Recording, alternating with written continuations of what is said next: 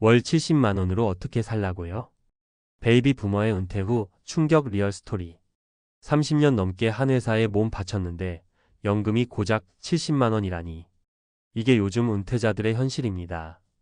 직장 다닐 땐 늘 바빴고 은퇴하면 좀 쉬면서 살 줄 알았습니다. 하지만 막상 은퇴해보니 쉼이 아니라 생존이 기다리고 있었죠.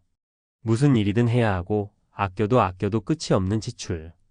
그래서 많은 베이비 부머들이 충격에 빠졌습니다. 누구는 택배 상하차로, 누구는 편의점 알바로 다시 일터로 나가야만 했습니다. 그렇게 고된 삶을 버텨내며 이게 과연 은퇴인가? 라는 물음을 던지게 되는 거죠. 오늘은 그런 이야기입니다. 월 70만 원으로는 도저히 살 수 없는 베이비 부머의 현실. 그리고 거기서 우리가 무엇을 배워야 할지 세 가지 사례를 통해 함께 나눠보려 합니다. 1. 사례 1-20년 다녔는데 연금이 71만 원이래요. 박영수 가명 씨는 올해 65세입니다. 20대 중반부터 건설사에서 20년 넘게 일했고 이후엔 중소기업을 전전했습니다. 정년까지는 못 채웠지만 그렇게 일한 시간이 적지 않은데 국민연금 수령액을 확인하고는 눈앞이 캄캄해졌습니다. 71만 원. 이게 내가 받을 돈이라네요. 아내랑 둘이 사는데 이 돈으로 뭘 어떻게 하라는 건지. 한 달에 최소한 150만 원은 있어요. 식비, 관리비, 교통비 정도는 겨우 해결할 수 있는데 그마저도 부족한 게 요즘 세상 물가입니다.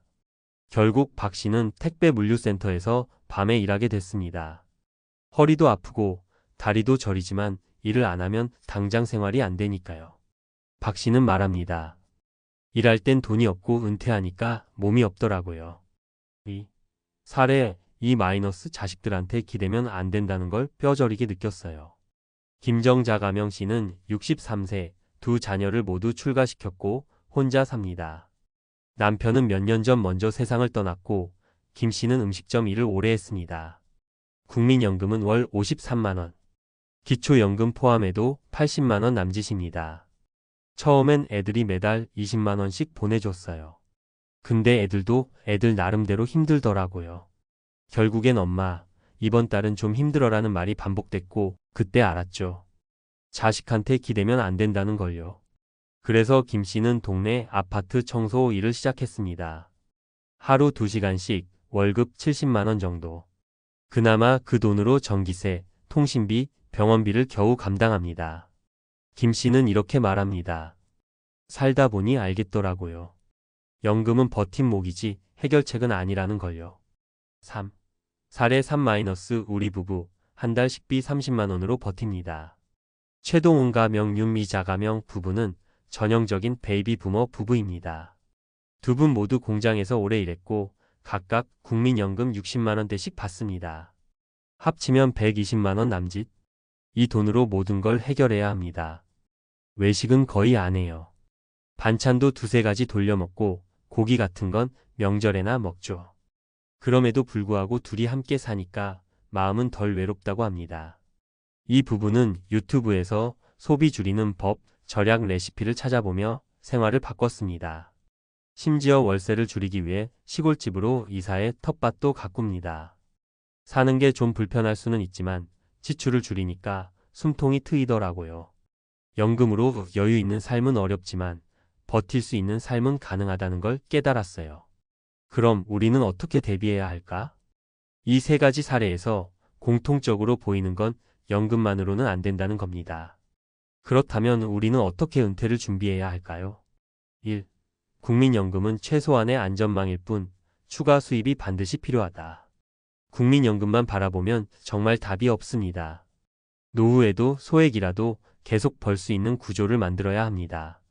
온라인 강의, 블로그 수익, 유튜브, 동네 택배 도우미, 반찬 판매, 재능 기부 등 몸이 크게 힘들지 않으면서도 적은 수익이라도 나오는 일을 고민해야 합니다. 2. 소비 구조를 젊은 시절 방식에서 노후형 소비로 바꿔야 한다. 젊을 때는 외식, 여행, 쇼핑이 많았죠. 하지만 은퇴 후엔 지출을 대폭 줄여야만 합니다. 자동차를 처분하고 외식은 줄이고 불필요한 보험이나 구독 서비스도 점검해야 합니다. 소비 패턴을 늦게 바꾸면 그만큼 버티는 기간도 짧아집니다. 3. 가족에게 의존하는 구조에서 벗어나야 한다. 자식들이 도와주겠지는 옛말입니다. 요즘 청년들도 집값, 취업난에 허덕이는데 노부모까지 책임지기는 현실적으로 어렵습니다. 스스로 자립하는 구조를 만들어야 하고 가족이 아니라도 마음을 나눌 수 있는 공동체 활동이나 모임을 준비하는 것이 좋습니다. 마무리하며 은퇴하면 쉬는 삶이 기다릴 줄 알았어요. 근데 쉬려면 돈이 있어야 하더라고요. 많은 베이비 부모들이 이렇게 말합니다. 우리가 놓쳤던 건 오래 산다는 것의 비용입니다. 70세면 끝이 아니라 앞으로 2030년 더 살아야 하는 시대입니다. 연금은 시작일 뿐 그 이후 삶은 철저한 준비와 인식 전환에 달려 있습니다. 지금부터라도 늦지 않았습니다. 소비를 줄이고 소득을 조금씩이라도 만들고 무엇보다도 마음의 준비를 단단히 하는 것. 그게 바로 우리가 앞으로 맞이할 은퇴를 조금은 더 내 뜻대로 살 수 있게 만드는 첫걸음일 겁니다. 몸과 뇌를 함께 준비해야 진짜 은퇴 준비가 된다. 과학적 근거로 살펴보는 은퇴 후 생존 전략. 돈은 중요한데 몸이 안 따라주면 그 돈도 소용이 없더라고요. 이 말 한 번쯤 들어보셨을 겁니다. 연금이 적어 힘들다고 해도 최소한 일을 할 수 있는 건강한 몸과 선명한 정신이 있다면 다시 일어나 살아갈 수 있습니다. 은퇴 후 삶을 결정짓는 3대 요소, 바로 경제력, 신체활동 능력, 그리고 두뇌 건강입니다. 이 중 하나라도 무너지면 삶의 질은 순식간에 곤두박질 칩니다. 1. 뇌는 사용하지 않으면 퇴화한다. 마이너스 해마와 전두엽 이야기. 노후에 가장 빠르게 무너지는 게 바로 인지 능력입니다. 기억력, 집중력, 판단력. 다 이 뇌에서 나오는 건데요. 특히 중요한 게 해마 히포캠퍼스와 전두엽 프리프론털 코텍스입니다. 해마는 기억을 저장하고 불러오는 역할을 하죠. 전두엽은 판단, 감정 조절, 계획 수립 등 고차원적인 사고를 담당합니다. 놀라운 건 이 두 부위는 계속 쓰지 않으면 빠르게 위축된다는 점입니다. 서울대 의대 연구에 따르면 65세 이후 활동적인 학습이나 사회적 소통을 지속한 사람은 전두엽의 퇴화 속도가 30% 이상 느려졌습니다. 즉, 은퇴 후에도 꾸준히 새로운 것을 배우고 사람들과 교류하고 머리를 써야 뇌는 건강을 유지할 수 있다는 겁니다. 2. 근육은 노후 자산이다. 마이너스 2주만 누워 있어도 근육이 사라진다. 몸도 마찬가지입니다. 노년기에 가장 무서운 질병이 근감소증 SARCOPNIA란 말 들어보셨을 겁니다. 나이가 들수록 근육이 줄고 그 결과 보행 능력, 균형 감각, 면역력이 떨어지죠. 영국 킹스칼리지 연구에 따르면 단 2주간 활동을 중단했을 때 노인의 하체 근육량은 510% 감소한다고 합니다. 그리고 그 근육은 원상 복구하는데 최소 3개월이 걸립니다.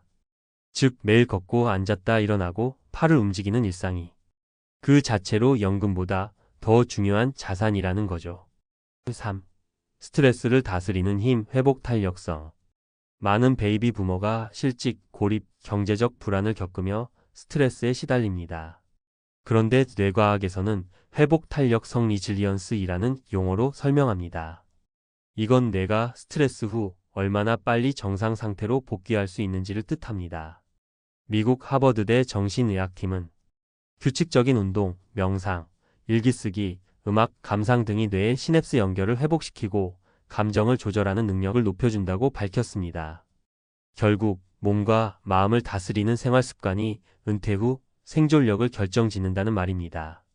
그래서 어떻게 실천할 수 있을까? 첫째, 하루 30분 걷기 5실내 자전거. 무릎 부담 없이 실내에서도 가능한 걷기나 자전거 타기. 하루 30분 이상 꾸준히 하면 심폐지구력 향상, 근육 유지, 스트레스 해소에 효과적입니다. 둘째, 새로운 도전 한 가지 외국어, 자격증, 독서 모임. 뇌를 깨우는 최고의 방법은 새로움입니다. 익숙한 것만 반복하면 뇌는 점점 잠들어요. 매달 새로운 책을 읽거나 온라인 강의를 듣거나 동네 평생교육원도 좋습니다. 셋째, 혼자 있지 말기. 주 2회 이상 타인과 대화. 사회적 고립은 우울과 치매의 지름길입니다. 혼밥도 좋지만 가끔은 누군가와 커피 한 잔 마시며 이야기해 보세요. 말하는 그 순간 뇌는 활발히 작동하고 정서적 안정도 함께 옵니다. 마무리하며 연금은 생활비를 주지만 건강은 생존 그 자체를 보장해 줍니다. 이제는 단순히 돈만 모으는 은퇴 준비는 끝났습니다. 뇌를 퇴화시키지 않는 습관, 근육을 지키는 활동, 그리고 정서적 안정을 위한 연결이 함께 가야 진짜 살아있는 노후, 행복한 은퇴가 가능합니다. 당신의 노후를 위한 최고의 투자, 이젠 몸과 뇌에도 연금을 넣으세요. 그게 바로 끝까지 나답게 살아가는 가장 확실한 길입니다. 처음엔 그냥 쉰다는 생각이었습니다. 하루 두 끼 먹고 동네 한 바퀴 돌고 소파에 누워 텔레비전 보며 하루를 보내면 그게 은퇴지 싶었죠. 근데요, 막상 혼자 은퇴 후 1년을 살아보니 그게 아니더라고요. 하루가 너무 길고 생각보다 돈도 많이 들고 무엇보다도 혼자라는 사실이 무겁게 다가왔습니다. 예전에는 함께 밥 먹던 사람이 있었고 누군가가 늦는 날이면 걱정도 했었죠. 그런데 지금은 삼각김밥 하나에도 혼자 먹기엔 과하다는 생각을 합니다. 감정만 그런 게 아닙니다. 생활비도 전처럼 나누지 못하니까요. 은퇴 후 1인 가구가 된다는 건 단순히 혼자 밥 먹고 혼자 자는 문제가 아니라 모든 걸 혼자 감당해야 하는 구조의 시작입니다. 그런데 의외로 많은 사람들이 이걸 정확히 준비하지 못하고 퇴직을 맞이합니다. 그래서 오늘은 은퇴 후 1년간 실제로 드는 생활비, 그리고 혼자 살아가는 은퇴자의 현실적 조언을 나누고자 합니다. 단순히 숫자가 아닌 그 속에 담긴 무게와 고민을 함께 보여드리겠습니다. 은퇴 1년차, 60대 1인 가구의 현실적인 월생활비. 기본적인 지출 항목은 이렇게 나뉩니다.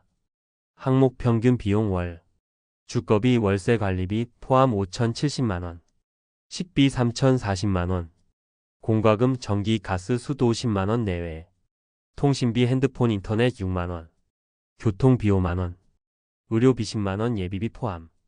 여가 및 소소한 소비천 20만원. 총합 평균 120만원, 160만원 선. 이건 정말 아껴 쓴 경우의 수치입니다. 조금만 외식을 더하고 건강이 안 좋아 병원이라도 한두 번 다녀오면 180만원을 넘기기 쉽습니다. 은퇴 후 1인 가구가 겪는 세 가지 현실적인 사례. 일사례 난 연금도 있는데 왜 항상 빠듯할까? 마이너스 이모 씨 64세, 국민연금 월 82만원 수령. 이모 씨는 60세에 자발적으로 퇴직했습니다. 자녀들도 출가했고 본인도 은퇴 후 혼자 사는 걸 선택했죠. 국민연금은 82만원, 거기에 소액 임대 수입이 20만원 정도 더 들어옵니다. 총 월소득 약 100만원.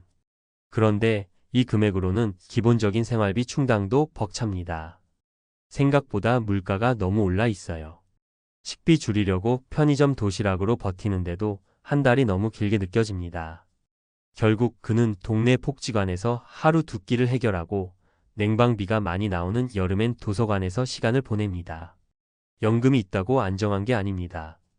은퇴 후 1인 가구는 소득 최소화 구조를 철저히 계산해야 합니다. 이 사례 혼자 살아보니 집값보다 관리비가 더 무섭더라고요.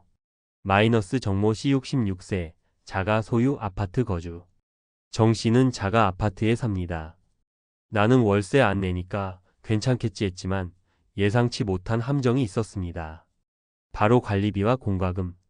혼자 사는데도 관리비가 16만원, 가스 전기수도 합치면 한 달 10만원은 나와요. 엘리베이터 유지비, 청소비, 공용 전기세까지 다 내야 하니까. 결국 정 씨는 아파트를 팔고 원룸 전세로 이사하면서 겨우 한 달 지출 20만 원가량을 줄였습니다. 자가라고 방심하면 안 됩니다. 혼자 살기에 적정한 크기와 관리비 구조를 꼭 확인하세요. 3살의 돈보다 더 힘든 건 말 한마디 없는 하루. 마이너스 박모 씨 68세, 월 생활비 150만원 수준. 박 씨는 적금도 착실히 부었고 노후 자금으로 1억 5천 정도를 마련해뒀습니다. 작은 빌라에 혼자 살면서 월 150만원 선으로 조절해 살아가고 있지만 진짜 힘든 건 생활비가 아니라 고립감입니다. 말소리가 안 들리는 날도 있어요. 통장 잔고는 줄어들지 않지만 마음은 자꾸 쓸쓸해집니다. 그는 이 문제를 해결하기 위해 지역 커뮤니티 센터에서 글쓰기 모임에 참여하기 시작했고 이후 자서전도 한 편 쓰기 시작했습니다. 은퇴 후 1인 가구는 돈보다 중요한 것도 분명히 존재합니다. 관계, 소속감, 작은 활동이 삶을 지탱합니다. 전문가 조언 은퇴 후 1인 가구, 이런 준비가 필요합니다. 월 고정비 줄이기. 자가라도 관리비 많은 집은 피하세요. 월세라면 보증금 높은 구조로 이자율 낮추는 것도 방법입니다. 공공서비스 적극 활용하기. 60세 이상 무료 복지관, 급식소, 문화센터 프로그램 등은 적극 참여하세요. 비상금 통장 꼭 만들기.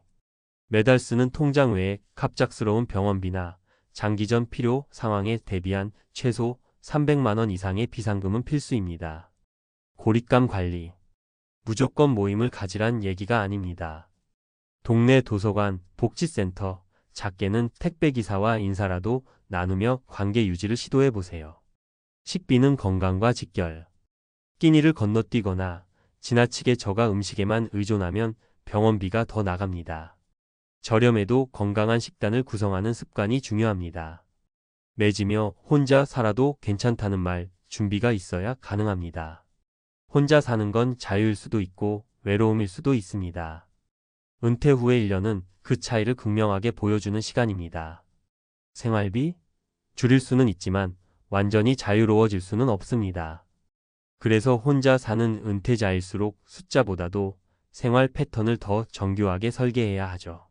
그리고 기억하세요. 혼자 산다는 건 모든 걸 내가 통제할 수 있다는 뜻이기도 합니다. 그만큼 준비된 사람에게는 가장 효율적인 노후가 될 수도 있습니다. 이 글이 은퇴 후 혼자 살아가야 할 수많은 분들께 작은 이정표가 되기를 바랍니다. 은퇴 후 1년 혼자 살아보니 정말 이 돈으로 버틸 수는 있습니다. 단 계획이 있다면요. 은퇴 후 1인 가구의 실질 생활비 분석 생존 비용은 얼마인가? 2024년 통계청과 국민연금공단이 발표한 자료에 따르면 60대 이상 1인 가구의 월 평균 소비 지출은 약 148만 원 수준입니다. 그러나 이 수치는 단순 평균이며 실제 지출 구조는 개인의 주거 형태, 건강 상태, 지역적 물가 수준, 소득 구조에 따라 크게 달라집니다. 이번 글에서는 은퇴 후 1인 가구가 1년간 실제로 필요로 하는 생활비 구조, 그리고 그에 따른 금융적 대응 전략을 구체적으로 설명하고자 합니다. 1. 1인 가구 은퇴자 지출 구조 항목별 분석. 은퇴 후 1인 가구가 반드시 고려해야 할 기본 지출 항목은 아래와 같습니다. 항목 주요 내용을 평균 비용원. 주거비 월세 또는 관리비, 전세이자 등 50만 70만. 식비자가 조리 중심일 경우 30만 40만. 공과 금전기 수도 가스 약 10만. 통신 비휴대폰 인터넷 약 6만. 의료 비정기 검진 약값 비상 병원비 포함 10만 15만. 교통비 대중교통 이용 기준 약 5만. 여가 및 기타 취미, 문화생활 등 10만 내외. 총합 평균 지출 월 12만 180만 원 수준. 이는 기본적인 생활만 유지하는 수준의 비용이며 병원 입원, 대형 가전 교체, 장기적 약물 치료 등의 예외 상황 발생 시 더 큰 금액이 소요됩니다. 2. 주요 지출 항목별 고려사항. 1. 주거비. 자가 소유자의 경우도 관리비와 유지비가 월 15만 25만 원 이상 발생합니다. 엘리베이터 없는 빌라형 혹은 지역 공공주택 등을 선택할 경우 고정비 절감 효과가 있습니다. 월세 거주자는 반드시 보증금 대비 월세 환산 이율을 확인해 고정비 최소화를 설계해야 합니다. 이식비. 혼자 사는 경우 식사 횟수 자체는 줄지만 외식 비용이나 배달 소비가 늘어나는 경향이 있습니다. 특히 가정 간편식 HMR과 편의점 위주의 식사는 건강을 해치며 장기적으로 병원비 증가로 이어질 수 있습니다. 주 12회 시장 장보기 냉동 냉장 식당 관리를 통한 지출 최적화가 필요합니다. 3. 의료비. 노년기 고정적으로 발생하는 의료비는 의외로 변수 요소입니다. 고혈압, 당뇨, 관절염, 백내장 등의 만성질환 보유 여부에 따라 연간 의료비 150만 300만 원이 소요될 수 있습니다. 실손보험 유지 여부, 국민건강보험 본인 부담금, 상한제 활용 등을 사전 점검해야 합니다. 3. 실제 사례로 본 은퇴 후 1인 가구의 지출 구조. 사례 월 소득 100만 원, 국민연금 수급자. 구조 국민연금, 월 82만원 소형 상가, 임대 수입 18만원. 주거 형태 월세 보증금 1000만원 월세 35만원. 월 평균 지출 약 140만원. 매달 40만원 적자, 예금 자산을 조금씩 인출하며 생활 중. 결론 월세 거주자는 최소 연금 외에 소득원 12개는 필요. 사례 자가 소유자 저축형 생활. 구조 퇴직금 일부로 구입한 빌라 자가 보유. 고정비 관리비 18만원, 식비 30만원, 기타 약 60만원. 월 평균 지출 110만원. 자산 잔고 예적금 1억 2천만원. 결론 자가 보유자라도 장기적 병원비 대응 자산 필수. 사례 금융 자산 풍부하나 정서적 고립 문제. 구조주택 매각 후 전세 입주, 자산 2억 원 보유. 생활비 문제 없음, 월 130만원 수준. 문제점 외로움으로 인한 정신건강관리 비용과 심리적 취약성. 해결 방안 복지센터, 커뮤니티, 취미동아리, 종교문화활동 참여. 결론 경제적 안정보다 중요한 건 관계의 지속. 4. 전문가, 조언 은퇴 1인 가구의 필수 전략 5가지. 생활비 최소 기준선 파악 후 소득 구조 점검. 얼마까지 써도 괜찮은가? 가 아니라 매달 얼마가 자동으로 들어오는가? 를 기준으로 재설계해야 합니다.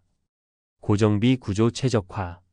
자가 vs 전세 vs 월세에 따라 장단점이 달라지며 본인 상황에 맞는 주거 형태 선택이 핵심입니다.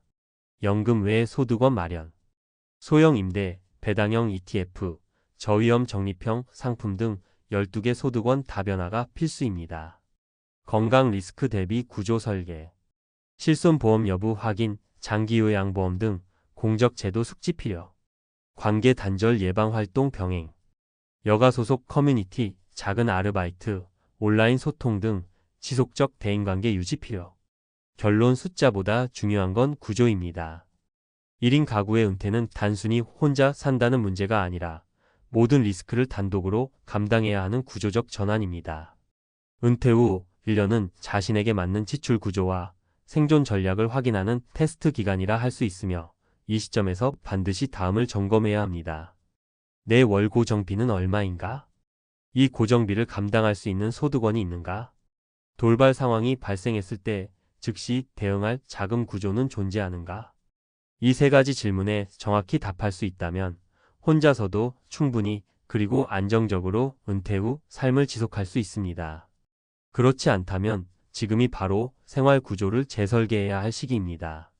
나는 준비했다고 생각했다. 난 정말 완벽한 은퇴 준비를 했다고 믿었어. 그런데 막상 은퇴하고 보니까 현실이 이럴 줄은 몰랐지. 이 말을 남긴 사람은 대기업에서 30년 넘게 근무했던 58세 임원 박철수 가명 씨다. 50억이라는 재산을 모으며 누구보다 철저하게 은퇴를 준비했다고 자부했지만 은퇴 후 몇 년도 안 돼서 심각한 고민에 빠졌다. 왜일까? 대부분의 사람들은 50억이면 평생 걱정 없이 살겠지라고 생각한다. 하지만 막상 은퇴 후 현실은 다르다. 돈이 있어도 예상치 못한 지출이 끊이지 않고 고정비는 생각보다 훨씬 크다. 특히 대기업 임원처럼 고소득을 누렸던 사람일수록 은퇴 후 생활 수준을 유지하는 것이 어려운 일이 된다. 오늘은 박철수 씨의 사례를 중심으로 은퇴 후 생활비가 왜 생각보다 더 많이 필요한지 그리고 이를 대비하지 않으면 어떤 후회가 따라오는지를 이야기해 보려 한다. 1. 은퇴 후에도 매달 수천만 원이 나가는데 벌이는 없다. 박철수 씨는 현역 시절 연봉이 3억 원에 달했다. 회사에서 제공하는 차량과 운전기사, 법인카드, 각종 복지 혜택을 누리며 살았기에 생활비가 얼마나 들어가는지 크게 신경 쓰지 않았다. 그러나 은퇴 후 현실은 달랐다. 집 유지비와 관리비. 서울 강남에 있는 30억 원짜리 아파트. 집값이 비싸다 보니 관리비만 150만 원이 넘는다. 재산세도 연 1000만 원 이상. 아파트를 유지하는 것만으로도 적지 않은 돈이 나간다. 자녀 교육비와 지원비. 박철수 씨는 2 자녀가 유학 중이어서 학비와 생활비로 월 1000만 원 이상을 보내고 있다. 은퇴하면서 자녀 지원을 끊을 수도 없었고 이 정도는 해줘야 하지 않나? 하는 마음이 컸다. 고정 생활비, 외식비, 차량 유지비, 골프 및 모임 비용까지. 현역 시절의 습관은 쉽게 바뀌지 않았다. 수입은 없는데 지출은 현역 시절과 크게 다르지 않다. 그러다 보니 은퇴 후 3년 만에 50억 중 10억이 빠져나갔다. 난 충분히 모았다고 생각했는데 은퇴하고 보니 돈이 빠져나가는 속도가 너무 빠르더라고. 이러다 70대에는 무슨 돈으로 살지 겁이 나. 이것이 박철수 씨의 후회였다. 이 현역 시절보다 더 외롭고 불안하다. 많은 사람들이 은퇴 후 돈만 있으면 행복할 거라고 생각한다. 하지만 박철수 씨는 은퇴하고 나서 더 큰 문제를 맞닥뜨렸다. 사회적 관계 단절. 회사에 있을 땐 하루 종일 회의와 업무로 바빴고 점심 저녁 약속도 끊이지 않았다. 그러나 은퇴 후에는 연락이 뚝 끊겼다. 오랜만에 회사 동료들에게 연락을 해봐도 다들 바빴다. 회사에 있을 때는 매일 수십 명과 대화했는데 이제는 와이프랑 말고는 대화할 사람이 거의 없어. 점점 외로워지고 무기력해지더라고. 삶의 목표 상실. 일이 전부였던 사람에게 은퇴 후의 삶은 생각보다 공허하다. 아침에 일어나도 갈 곳이 없고 특별히 해야 할 일도 없다. 회장님이든 부사장이든 명함을 내려놓는 순간 그냥 평범한 사람이 되더라고. 한때는 대기업 임원이었지만 이제는 누구도 내 의견을 묻지 않아. 그게 더 힘들어. 그렇게 그는 은퇴 후 우울감을 겪기 시작했다. 3. 건강이 무너지면서 돈의 가치가 달라졌다. 박철수 씨는 은퇴 후 체중이 7kg나 늘었다. 건강검진을 받았더니 당뇨 초기 진단을 받았다. 은퇴 후 활동량이 줄고 관리할 이유가 없어진 탓이다. 건강 문제와 의료비 폭탄. 현역 시절에는 건강검진도 회사에서 최고급으로 제공해줬지. 하지만 은퇴하고 나니 건강은 내 스스로 챙겨야 하더라고. 은퇴 후 운동을 게을리하면서 혈압과 혈당이 높아졌다. 관리를 위해 병원을 자주 가야 했고 건강검진, 치료비, 약값까지 생각보다 많은 비용이 들어갔다. 건강이 무너지면 여행이고 뭐고 다 끝이다. 은퇴하면 여행 다닐 줄 알았는데 건강이 안 좋으니까 의욕이 없어지더라고. 여행보다 병원 갈 일이 더 많아질 줄은 몰랐지. 결국 박철수 씨는 은퇴 후 가장 중요한 것이 돈이 아니라 건강이라는 사실을 절감했다. 그렇다면 어떻게 대비해야 할까? 1. 은퇴 전 생활비를 실제로 시뮬레이션해보라. 은퇴 전에 최소 1년 동안 현재의 자산으로 실제 생활을 해보는 것이 중요하다. 그래야 예상치 못한 지출을 파악할 수 있다. 이 수입을 지속할 수 있는 파이프라인을 만들어라. 은퇴 후에도 일정한 수입이 들어오도록 연금, 임대 수익, 사업 등 여러 가지 수입원을 준비하는 것이 중요하다. 3. 건강은 돈보다 먼저 챙겨라. 은퇴 후 삶의 질을 좌우하는 가장 중요한 요소는 건강이다. 일하면서도 꾸준히 운동하는 습관을 들이고 건강 관리를 철저히 해야 한다. 마무리. 은퇴 후 후회하지 않으려면? 박철수 씨는 이제야 은퇴 후 진짜 중요한 것이 무엇인지 깨달았다. 50억 모았다고 다가 아니더라고. 돈을 어떻게 쓰고 어떻게 벌며 어떻게 살아야 하는지를 미리 준비했어야 했어. 가장 후회되는 건 은퇴 후를 너무 쉽게 생각했다는 거야. 우리 모두는 언젠가 은퇴를 맞이한다. 중요한 것은 얼마를 모았느냐가 아니라 은퇴 후를 어떻게 설계하느냐다. 은퇴 후 후회하지 않으려면 지금부터 철저하게 준비해야 한다. 당신의 은퇴 준비 지금 점검해보자. 50억 모았지만 은퇴 후 후회. 그 후 박철수 씨의 선택은? 은퇴 후 예상보다 빠르게 줄어드는 자산, 점점 무기력해지는 삶, 그리고 건강 문제까지. 박철수 씨는 이제야 깨달았다. 돈만 있으면 행복할 거라고 생각했지만 은퇴 후 진짜 중요한 건 돈이 아니었어. 그렇다면 그는 어떻게 이 상황을 극복했을까? 은퇴 후 후회를 줄이고 다시 삶의 활력을 찾기 위해 그가 선택한 방법을 살펴보자. 1. 은퇴 후 새로운 돈의 흐름을 만들다. 돈을 쓰는 법이 아니라 돈을 다시 버는 법을 배웠어. 박철수 씨는 처음엔 은퇴 후 돈을 아끼는 데 집중했다. 하지만 줄어드는 자산을 보면서 깨달았다. 아끼는 것도 중요하지만 꾸준한 현금 흐름이 있어야 마음이 편하겠구나. 그래서 그는 다음과 같은 방법을 활용했다. 연금과 배당주 활용. 그동안 관심이 없었던 연금과 배당주 투자에 집중했다. 회사 다닐 때 연금이 있지만 부족한 부분을 채우기 위해 배당주와 ETF 투자를 시작했다. 적은 돈이라도 매달 들어오는 현금 흐름이 심리적 안정감을 주었다. 작은 사업 시작. 그는 은퇴 후에도 자신의 경험을 살려 경영 컨설팅이라는 작은 사업을 시작했다. 고정적인 월급은 없지만 원하는 만큼 일하면서 추가 수익을 만들 수 있었다. 예전처럼 밤새 일하는 건 아니지만 한 달에 몇 건만 맡아도 생활비 걱정을 덜 수 있었어. 무엇보다 일하면서 다시 살아있다는 느낌이 들더라고. 은퇴 후에도 일할 수 있는 능력은 꼭 유지해야 한다. 새로운 형태의 소득을 만들면 불안감이 줄어든다. 2. 바쁘게 사는 것이 최고의 건강관리법. 건강은 병원비 아낀다고 좋아지는 게 아니야. 결국 몸을 움직이는 사람이 오래 살아. 박철수 씨는 은퇴 후 체중이 늘고 건강이 악화되면서 심각한 고민에 빠졌다. 하지만 그는 단순히 병원을 다니는 것보다 더 근본적인 방법을 찾았다. 아침마다 1시간씩 걷기 시작.